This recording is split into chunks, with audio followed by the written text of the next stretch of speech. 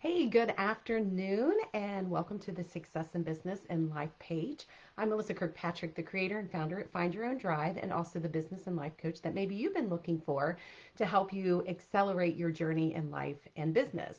So, all things that we talk about in these trainings is to help you not only in your business, we want to help you in your business, and we also want to help you in your life. And so, there's a lot of opportunities that sometimes go missed because we're in the weeds. We can't see beyond where we are, our current circumstances and situations. So, this month of March, I was bringing in habits and routines that would maybe help you adjust what you're doing slightly in order for you to find a better way to create more abundance, more prosperity, more health, vitality, longevity, whatever it is that you're seeking. So, again, I'm Melissa, and I am carrying this conversation with you today. I have no notes because for myself, it has been a challenge over my lifetime of creating those small habits that lead to those bigger results. Now, I don't say that in the way that I don't have habits that I create and that I'm not getting big results. It's just that I've never really put the identity on how those small habits are adding up for the bigger results. So most of the time we look at this in regards of weight loss because that seems to be, a big topic for most of Americans. The weight loss process, it takes so much time and effort to get to the goal weight. It takes so much time, energy, and planning to do the things that you need to do to get to the goal weight. And so it all develops in habits. And many people are very successful in the habits that they create, and it becomes their lifestyle. But unfortunately, for many, those habits do not stick and they revert back to the old ways. Now, what's interesting for me to think about is the old habits were once not even a habit. So, how did we create the old habit that is not the healthiest choice or the best choice and find that it's okay to keep it there, to stay in that habit that we've done for so long, but we don't want to interrupt the pattern and create something new? So, here's what I got for you. This is what I'm starting to recognize. I've mentioned multiple times about the book Many Habits, and he talks about the one push up. He just started with one push up. One night he forgot, he rolled over in bed and did the push up right there in bed.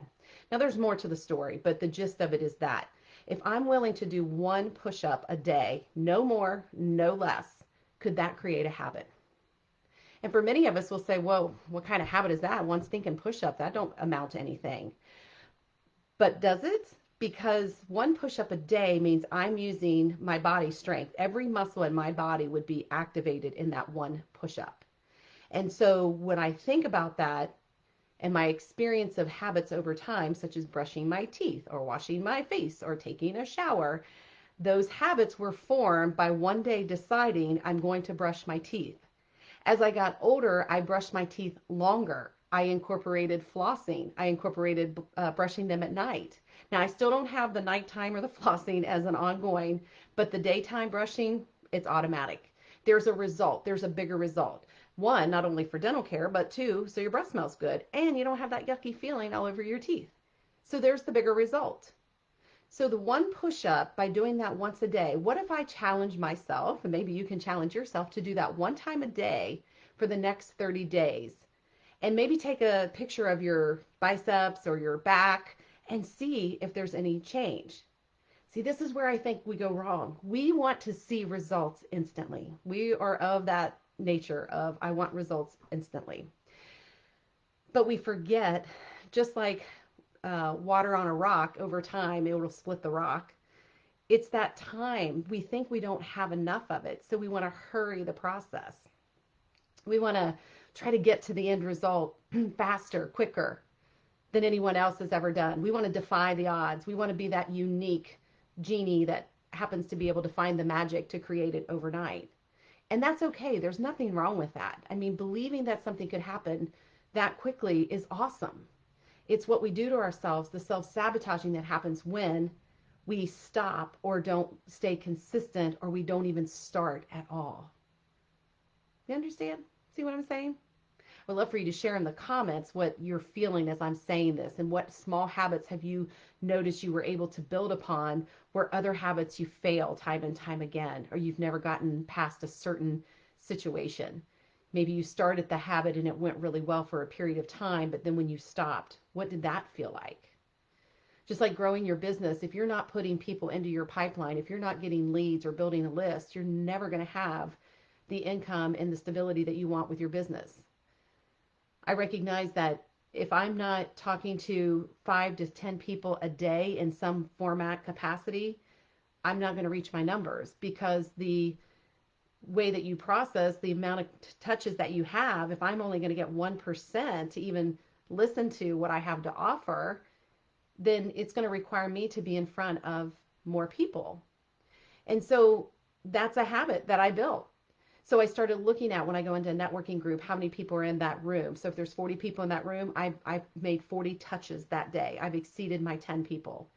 If I go on to a Zoom event and there's 12 people, then I know I've made 12 touches for that day. I had to start recognizing that my habits weren't the fact that I wasn't on a phone call talking to someone. It's about who am I in front of first. And that's the most important. And then from that experience, I started getting the one-on-one conversations and the going for coffee, that kind of stuff. That's where then those numbers I started watching as well. I'm converting out of a room of 40, I'm converting 10 of those into conversations. And out of those 10, I'm converting 3 into new clients. So there's so many things when you think about habits, and that's why I'm talking about it. Habits for bigger results, small habits for bigger results. We want to keep repeating something at the smallest level that feels good and keep building upon that. So in that book, he also says when he did the one push-up, he said to himself, can I do another push-up? And immediately his ego saying, well, yeah, you could, but you said you were only going to do one. And then he's like, but you know what? I'm going to do that one anyway. Would that be all right? And then the higher self says, yeah, let's do another one. And so he did. It started his journey and his health and wellness, and he's full blown now. But the ideal behind it has really intrigued me and has sparked me to think about how I am not even giving myself permission to even do that one mini habit, to even start that one mini habit, to do the one push-up. I even thought I'll just do the one push-up, and I've yet to do it. Now, after this call, after this training, I'm hoping that I will be inspired even more to do that, because as I'm talking about it, I can hear my voice in my head saying, yeah, you dumbass, why aren't you doing it? Lead by example, of course. And so if I'm looking to transform my body, transform my financial status, transform my relationships, transform my overall health, all of that starts with that one small step, which is my client Emily, who talks about that all the time, for small change. It's about what can I do today that I didn't do yesterday, but it can be done differently today. Adding an extra glass of water, maybe going for a walk, maybe adding a vegetable into your day, your everyday meals. That's the part where we forget. It can be that easy, but we make it so hard. And so that's what I want to challenge you in this conversation is, where are you making it harder than it needs to be? And where could you really step it up and do one small thing different to move toward what you have on your vision board, what you see for yourself? When it comes to money, be in gratitude for the money you have, what is already in your bank account, what's already in your pocket, what you've made over a lifetime. You know, a lot of people talk about their money and their business, that they are millions of dollars, but it doesn't mean for that year. It's over a period of time that they've made $3, $4, $5 million. Now, there are companies and people out there who are making millions per year, but I've just recently discovered that some of them are saying they made 3 million, they made 3 million, but it was over the course of 6 years. So think about that. That's kind of fun. I just talked to my client the other day about it. I'm like, add up what you've made every year since your business, and that's your net worth. Let that be your net worth. That can really drive you and excite you, because now the mission is to grow that number that's already a big number. So you have a different starting point. And just be in celebration. Don't hide out from your money. The longer you hide out from money, the less money you'll have. And I know that from my experience in my younger years. The more you're connected with your money, understanding money will flow in and it will flow out just as fast. So having a plan, where's the money going to go? How am I going to save it? How am I going to spend it? What am I going to invest in? How am I going to show up to make it? Where do I make it? Who's got my money? As Grant Cardone says, who's got my money? I need to go find them. And that money will always be in exchange. It will always be moving and flowing in your life. If you're a millionaire, it does not mean you have $1 million in your checking account and you can write a check for it. It means that you have assets. You've accumulated. You've made sales. Some people can make $1 million in sales, but they also spend $1.5 million to make that $1 million in sales. If you ever watch Shark Tank, you'll hear them talking about their lead. What did they spend on getting those leads? And it's a lot of money. Was it client acquisitions, I think is what they call it, customer acquisitions, and what they spend on that. So don't let money fool you. Don't let yourself think that you can't have it and that you can't make more of it. Just like that one push-up. What if you put a quarter every day in the jar? Or what if you put a penny every day in the jar? If you put a penny, you would have, what, $3.65 at the end of the year. If you put a quarter, what would that be? Let me see what that is, because we need to know what that is. We may want to put a quarter in a jar. And it's not a cuss jar. It's just a jar that you're going to put 25 cents in for the next 365 days. You would have, no, wait a minute, I did that wrong. That would be nice, $9,000, but it wasn't. You would have $91.25. Now, that may not sound like a whole lot, but it is. That could pay a bill.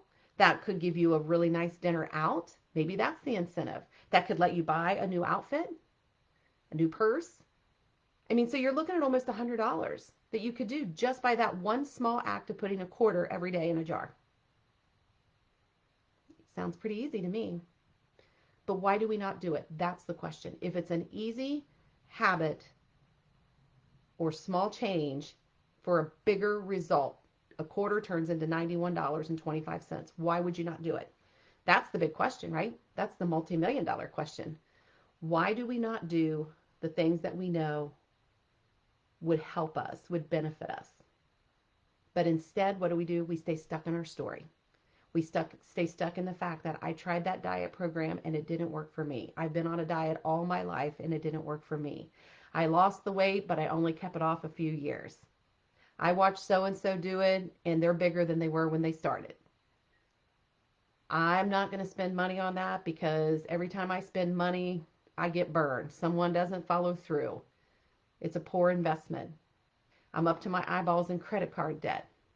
I'm never going to get out of debt. We never can have nice things. I hate this job. It's the worst job ever. The people I work with, I love. Don't like the management. I don't like my pay grade. I don't like how far I have to drive. I don't like that person, but they're always in my space. I don't want to go to that particular party because so-and-so will be there. I don't want to hang out with them anymore because they just make me depressed, right? We know what we don't want because we talk about it all the time.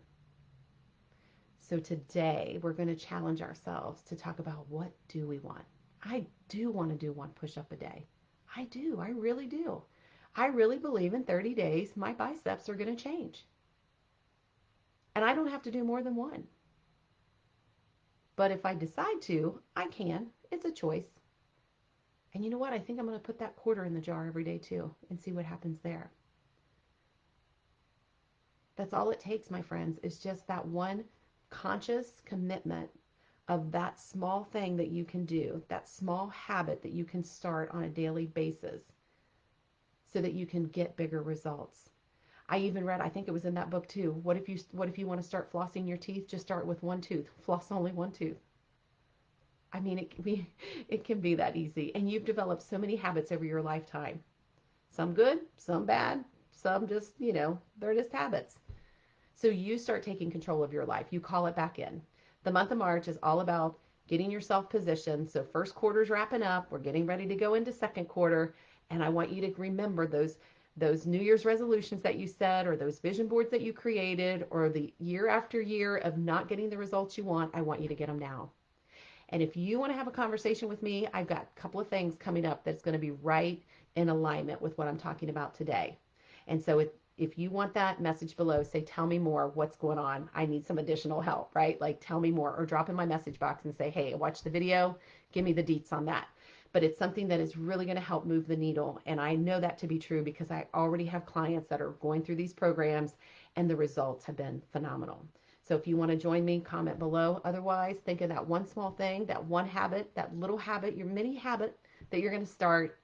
and keep me updated and posted. I would love to hear more about it. And if you want to put it in the comments, that's another way to hold yourself accountable and to speak it out into the universe so the Cosmic Kitchen can hear your order and help you along the way so that you can develop a stronger, more committed intention of setting a habit that is going to result in those bigger results. Okay, easy enough. All right, my friends, that's all for now. But you have an amazing rest of your day, and we will talk soon. Bye.